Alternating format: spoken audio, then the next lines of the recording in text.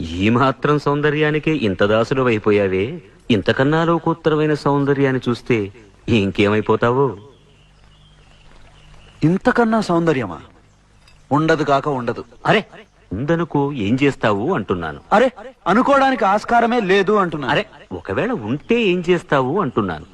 ఇంతకన్నా ఆనందప్రదమై, ఆద్యంత రహితమై, అనంతమై, నా హృదయమంతా నిండి నన్ను తనలో నింపుకునే సౌందర్యమై ఉంటే అరే ఉండదయ్యా స్వామి. అరే ఉంటే ఏం చేస్తావయ్యా? ఆ సౌందర్యానికే దాసోహం అంటాను. అయితేరా చూపిస్తాను. పద చూస్తాను.